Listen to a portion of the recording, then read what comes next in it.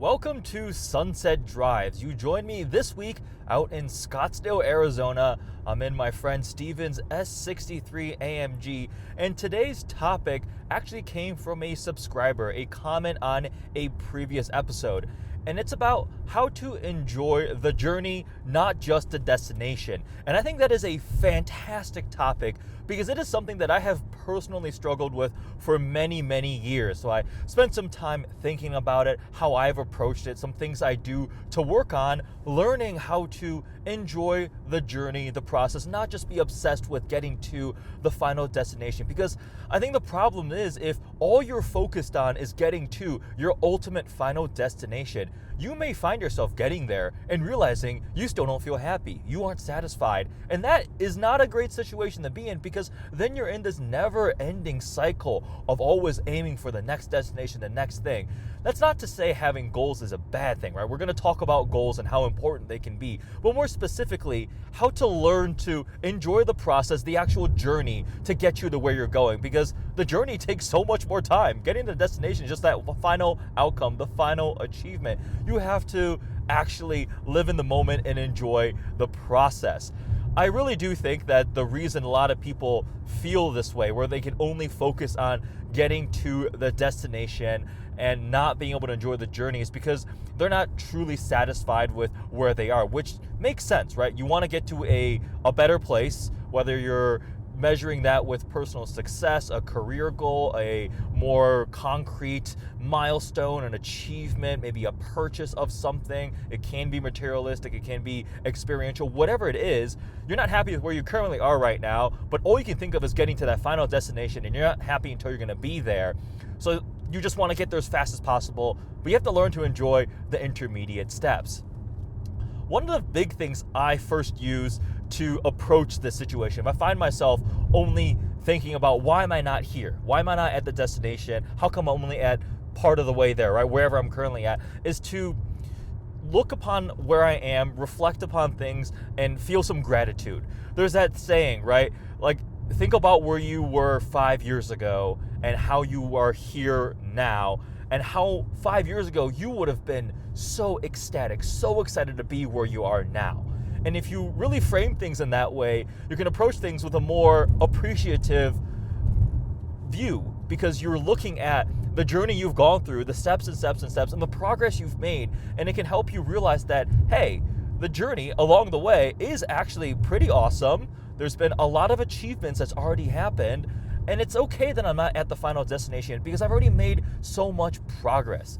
10 years ago, if you told 20-year-old Eddie, I'm 30 now, that I would have owned all of these cool cars and gotten to drive all these things and had all these amazing experiences, I would have been in utter disbelief, right?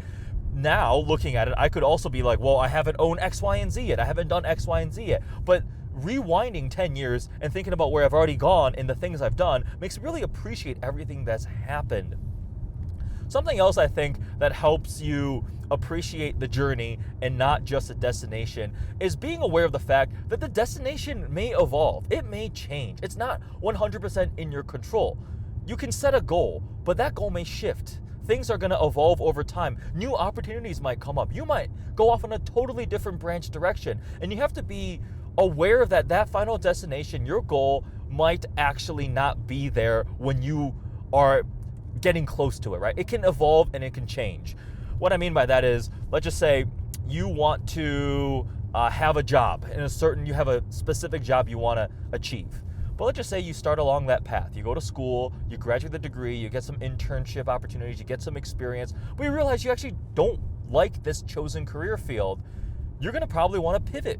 Maybe try something else, try something different, maybe start your business or go back to school and do something different.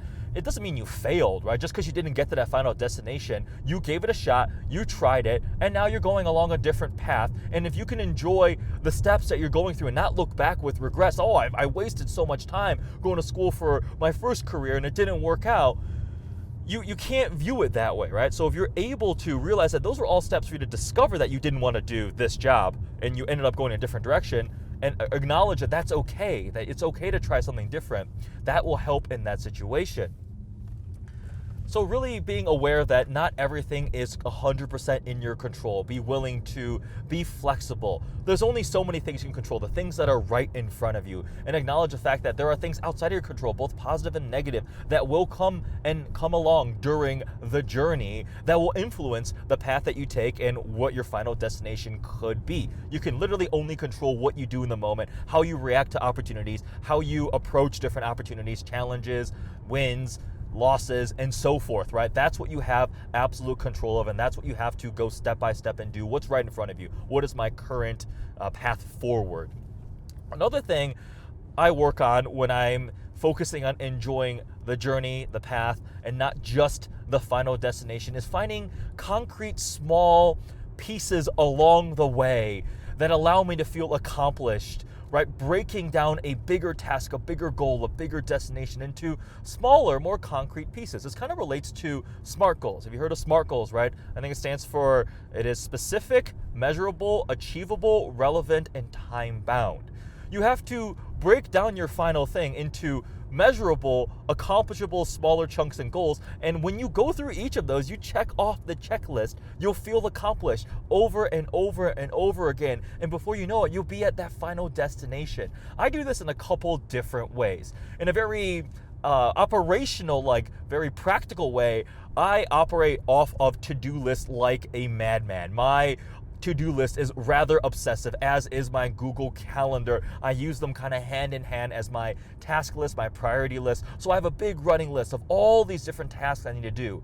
They're all adding up to the final big destination of being successful, right? Making my business successful. That's very hard to measure. It's very hard to quantify and feel like you've done it completely, right? Technically, being successful is a never-ending shifting goalpost, right? There's never a done point. You're never like, okay, I'm totally successful now, I can go retire and just relax, right? It can always keep moving forward. So you have to break it down into smaller pieces that can get you there. So my to-do list is composed of all sorts of things, from personal tasks to tasks for making YouTube videos, for sending emails and doing planning and strategy and research and all the things I need to do. And then I take that and translate to a Google Calendar of lists of little blocks of time. So today, I'm going to work on X, Y, and Z. So I block out all the hours down to, actually, it's kind of, people make fun of me because I schedule my showers. Sometimes I need to do that because I want to get back into shape again. So physically fit requires me to go to the gym and exercise, right? So I'll block out the gym and then block out half an hour of the shower. And my friends are like, really? You have to schedule your showers? I schedule time to relax.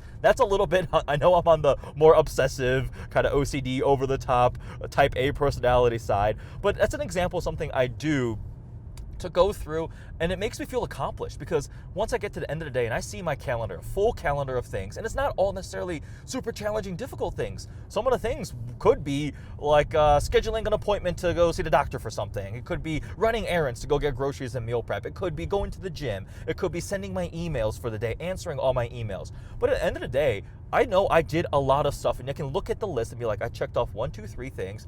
I am very accomplished today. So that teaches me to enjoy the process, because if you can't go through the day by day, the to-do list, the actually doing of the work, and you're just looking for a shortcut to get to the end, you're not going to enjoy the process. You're not going to enjoy the journey. And when you get to the destination, you're still not going to feel fulfilled, because you just kind of tried to skip over it and didn't learn to engross yourself and absorb all the steps and the work that goes into things. It's something I learned over the years, where I used to measure my own self-worth and success with what car I had, how much money I had, what I had accomplished, my GPA, all these different things.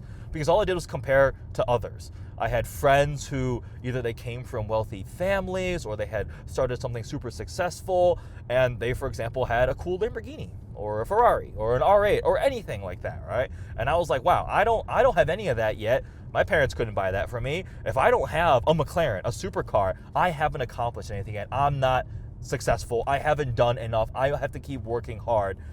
And that became a very slippery slope of never being happy, never being satisfied in it. It wasn't healthy overall. Eventually, I was able to learn to be okay with where I was, what I had accomplished, what I had done, what I was able to do with my own hard work, my sacrifices, the opportunities I had been given, the way I kept learning and taking on new challenges and trying new things. And that really did help kind of mask not desperation, but it's just the complete valuation of my own self-worth with getting to that final destination. So when I got the car that I had, I was very happy, very appreciative of the car that I was able to drive and own. I learned to not look for shortcuts or necessarily want a handout or anything, right? It means so much more when you work hard for it, do everything yourself, you sacrifice, you stay up long nights, you turn down social opportunities or whatever it is, you make those sacrifices and make it all happen yourself. And you can look back and be like, wow, I did that through my own hard work, and look at all the steps, the journey that I took. I am so proud of myself, and now I've gotten to where I am.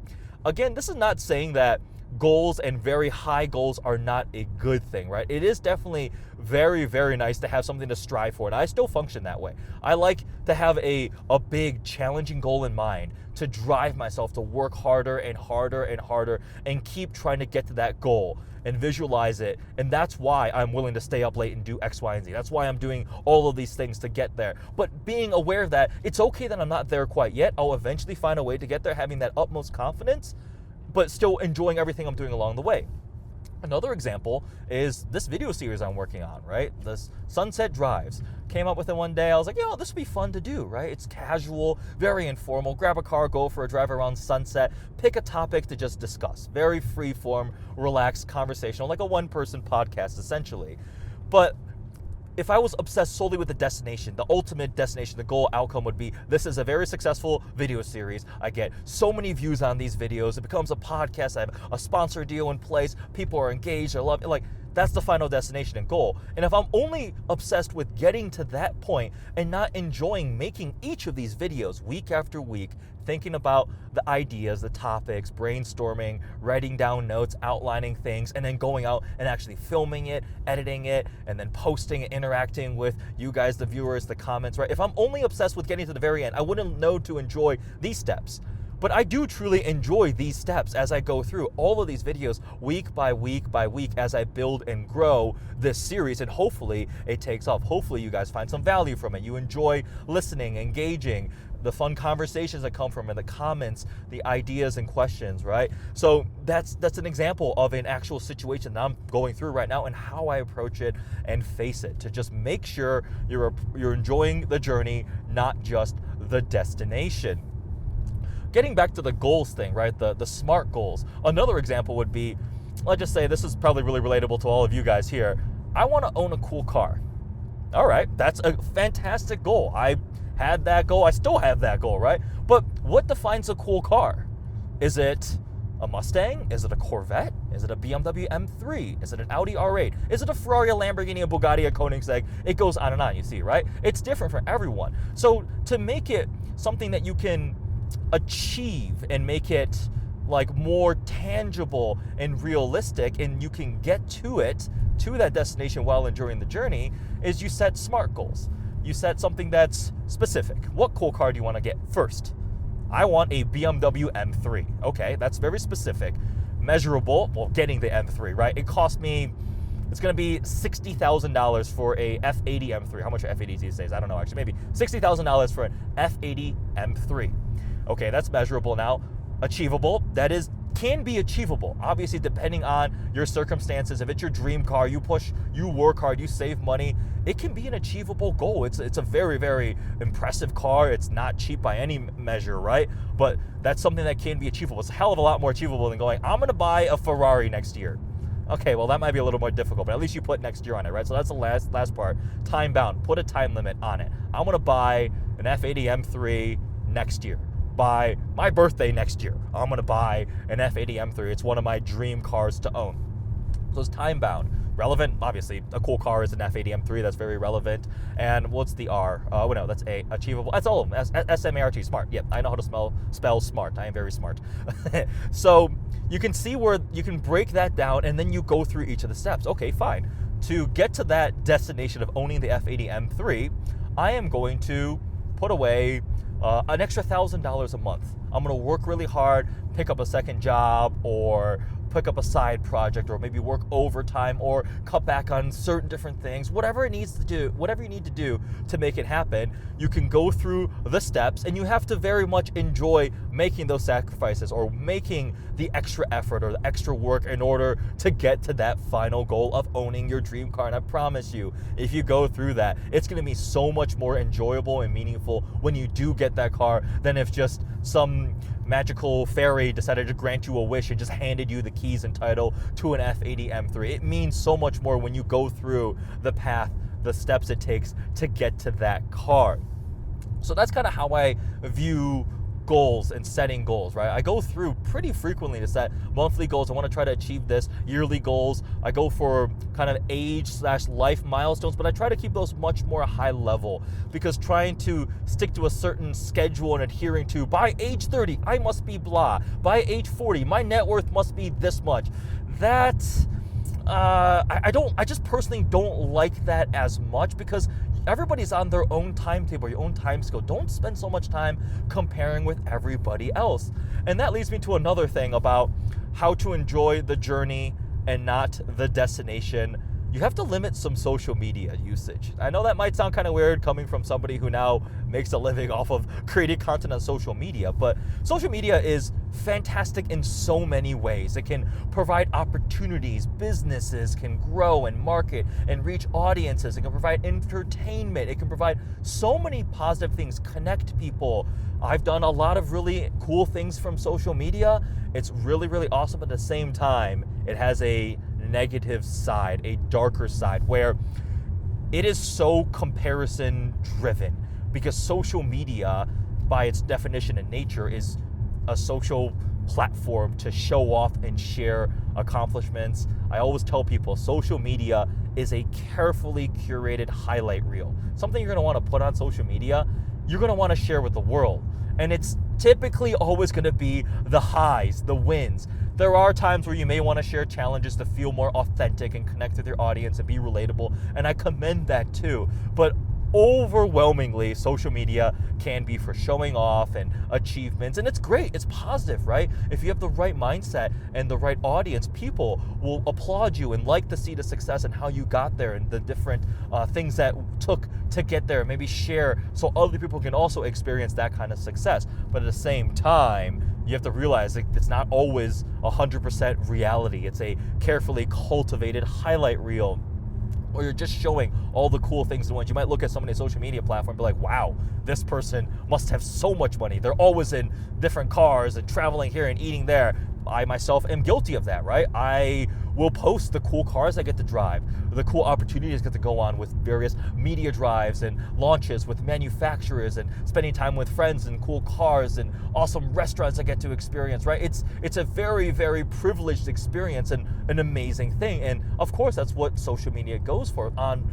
But you have to realize that's not 100% reality. And if you get caught too much up in that and comparing everybody at their final destination and you're not there yet, you're gonna be like, well, I want to be there. Why am I here?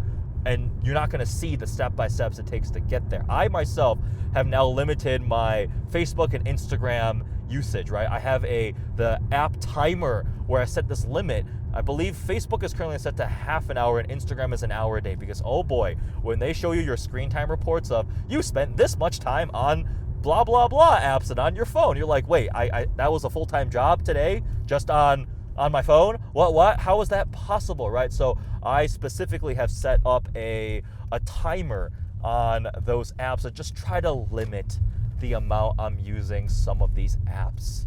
And again, I know that sounds kind of weird coming from somebody who is doing social media to try to make a living. Go ahead, turn around, start heading back.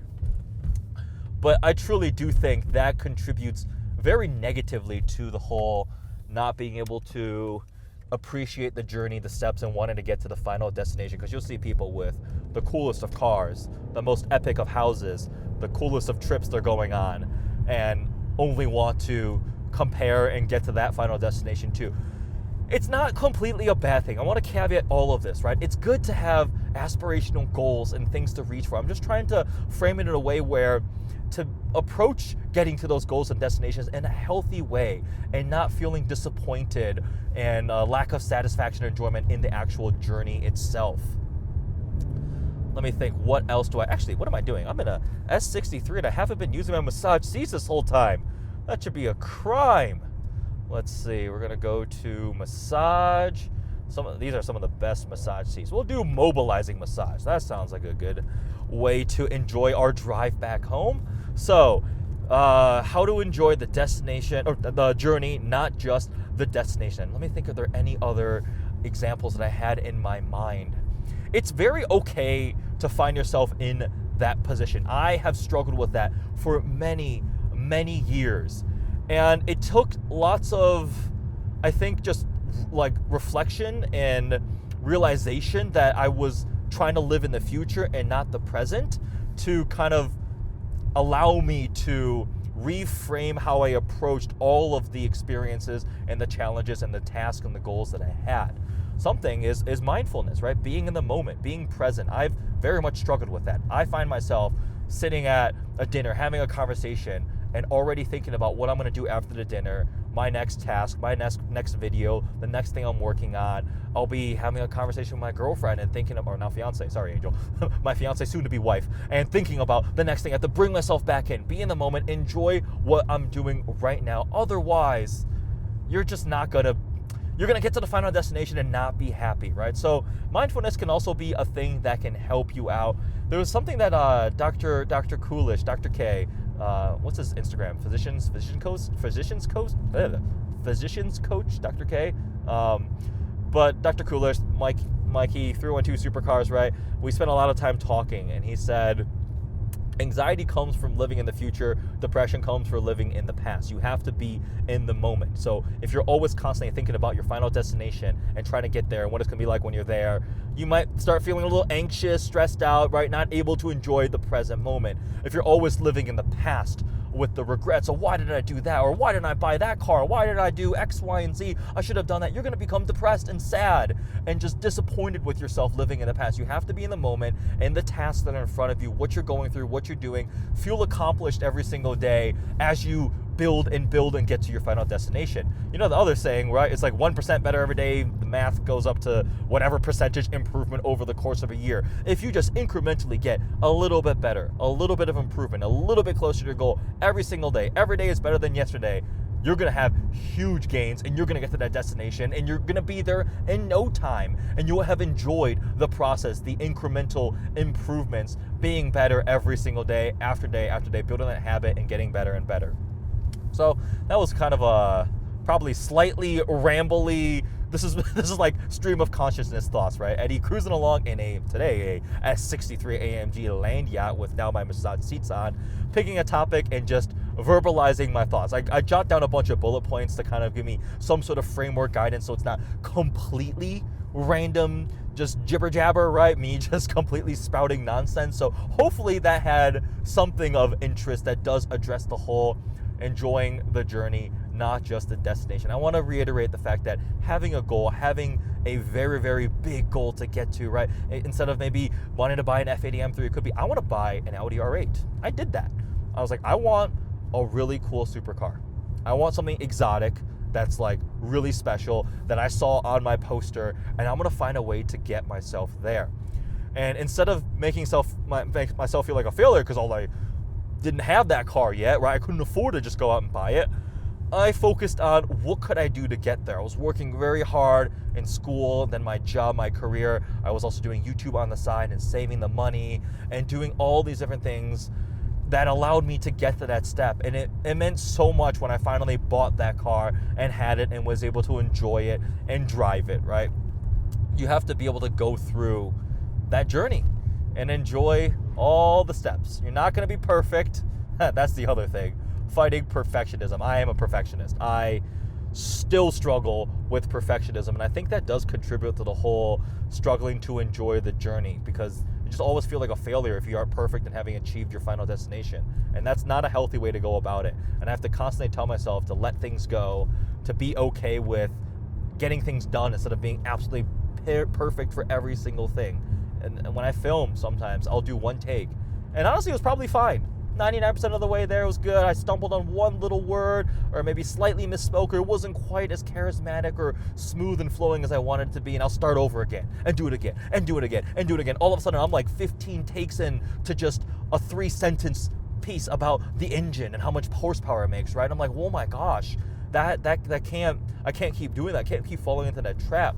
But that's the perfectionism coming out, and I still have to battle and fight that and be able to let things go and just get it through, move on to the next one, do better next time, improve, and it builds and builds and builds. And now at this point of my journey of doing YouTube, I can now grab a camera and talk to the camera for 15, 20, 30 minutes without a problem. And I feel okay about it. I feel confident. I feel like it sounds interesting. I have the energy, presentation. I remember all the facts. If I rewind 10 years ago, the first couple of videos on YouTube, oh boy, right? You're like, oh man, Eddie, you look real awkward. I can't look at the camera. It's just, there's no energy. Everything feels really flat. Because I just hadn't built that experience. I hadn't gone through the journey, the learning, the failures, the opportunities, the challenges to be able to develop this skill.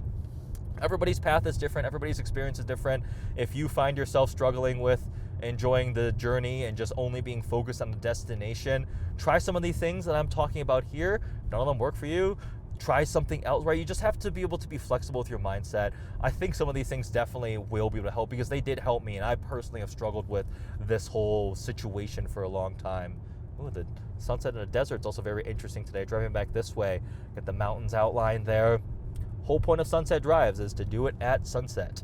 My angel asked me, she was like, why don't you just film them like during the day? I'm like, well, then it's not really sunset drives anymore. She goes, do you think anybody would notice? I'm like, I'd hope so, right? But I would notice. And to me, that's the whole point, is I check what time sunset is, and I kind of plan back, try to find at least somewhat of an interesting road. Out in Arizona and California, it is much easier. When I'm back home in Michigan or Chicago, it's usually just driving around the town, right? It's not quite as inspiring of a view, but the conversation is the important part of it. I appreciate the engagement, the feedback I've gotten on these videos so far.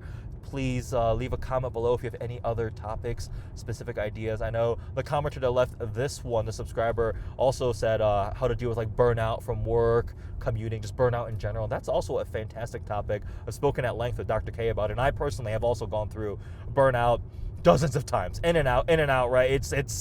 It can be overwhelming, and as much experience I have with dealing with burnout, I still end up finding myself burning myself out all over again, and it's always going to be a constant battle if you want to do more and more and more. But I hope you guys enjoyed this episode. Thanks for watching.